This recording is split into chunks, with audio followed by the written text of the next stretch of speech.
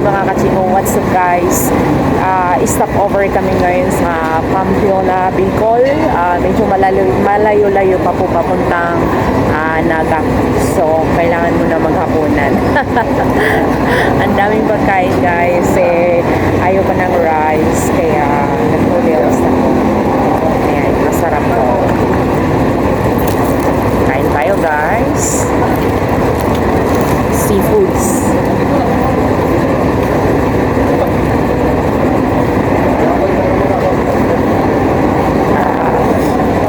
Ilang oras pa papuntang Albay? 4 hours? Malayo pa nga. Tapos Albay to Matdo, 2 hours. Oh, malayo pa nga. Ating gabi pa tayo makakating doon sa Matdo.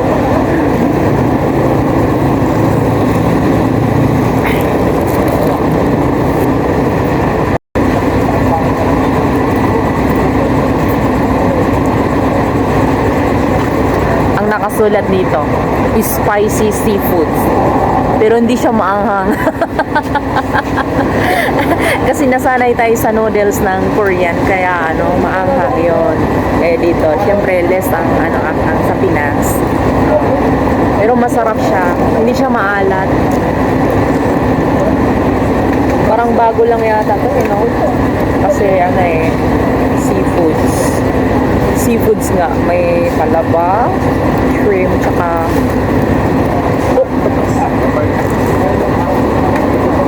masarap siya.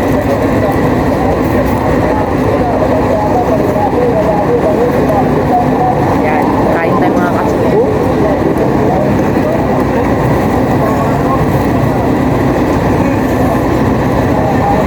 Biyahe pag nagbabas, nakaka-enjoy siya kasi adventure nga, pero nakakapagod. Oo, masakit sa puwet, masakit sa likod, masakit sa tuhod. Ayan si madam, masakit daw yung tuhod niya. Ilan taon po kayo, ma'am? Oh, 84 si ma'am, masakit tuhod. Ako 40, masakit yung tuhod, masakit yung likod. Ayan, pag nagbabas. Magsimula nyo maglalakdown, ay ganun. Opo. Pag airplane kasi, ang mahal. One way lang yun Ngayon ka magbubook, kinabukasan ng flight. Ang AirAsia, nasa yun? Almost 8K. Tapos ang Cebu Pacific naman, almost 9K.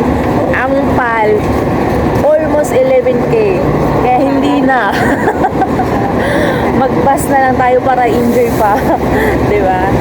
Oo. Nakakapanghinayang kasi isang flight lang, tas ganun kamahal ng ticket. Kaya bus na lang, enjoy pa. Tambay tayo